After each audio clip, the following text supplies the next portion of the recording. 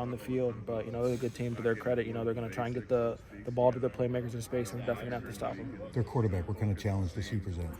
He's a tough kid. He's a really smart kid. He makes a lot of big time throws. He makes the right decision, and I think he's the engine of their offense.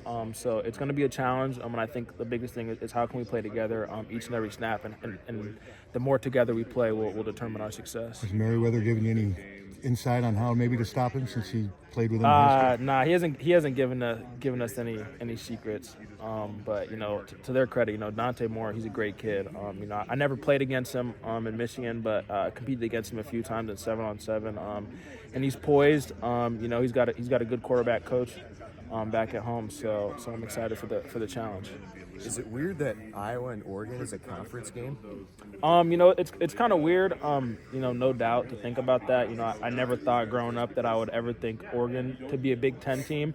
But, I'm eternally grateful that they're in the conference here. So, I tell people this all the time. The Big Ten's the best conference in the world. Oh, here you go.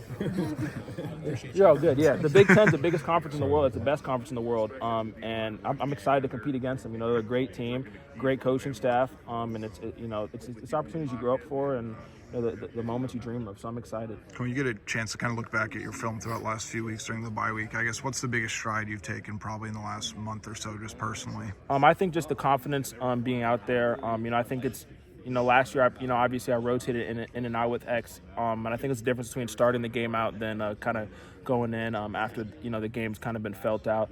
So I think just being more comfortable out there, comfortable with the guys I'm playing with, and I'm excited. We got 4 big games ahead, and I'm excited to compete in all of them. How does an extra week of rest help prepare you for a game like this? Yeah, the rest is good. Your body, kind of banged up. We had a few physical games, in that three game stretch before. So just an opportunity to rest, recharge. And Oregon had a bye week too, so they're going to be fresh too. So I think it's going to be a good opportunity. It's going to be 2 fresh teams, and it's going to be a physical game, and I'm excited for it. What do you remember about playing Dante in 7-on-7? I remember, he got the ball out quick, threw a tight spiral, could throw the deep ball, and I think the biggest thing is he knows how to get the ball to his playmakers in space, and he knows, he has good situational awareness. So it's definitely going to be a challenge, but excited. Not looking back now, did the schedule kind of line up perfectly for you guys in terms of like bye week? Because it does seem like you were able to really kind of just block things away and then kind of move forward. No, I'm thankful that the Big Ten was able to script it the way it was scripted. 4 games, 3 games, no 5 games, 3 games, 4 games, I think. And that just worked out perfectly. It's not always like that, but I'm just thankful that we're able to, take it just kind of like a, 5-game season, 3-game season, 4-game season. So I'm excited for this next 4-game block, and hopefully we can get it, find a way to squeeze a little 5th game in there or something.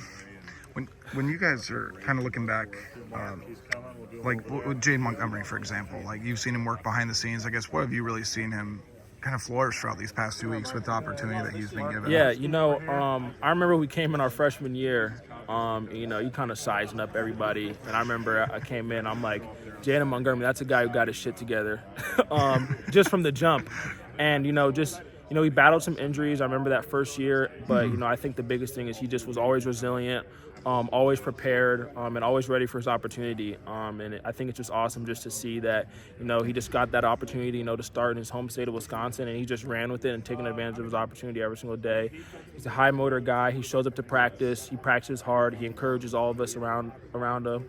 And I think just the biggest thing is he's a really selfless guy, and he wants to see this team win. And I think that's the same thing with Harrow. I think he doesn't, get the light that he deserves sometimes. But, Harrow's a selfless guy, and he was even helping Jaden, when that switch happened. I know you guys treat every game the same. You want to lock in on what's important. But do you find it's better to just completely tune everything out, or it's like, hey, we know it's a primetime game. We know the stakes at hand. Yeah. Do you even minorly address it in the locker room, or is it truly just like who gives a crap I think what we just take it just one game at a time. I think and I always tell myself like this is the biggest game of my career.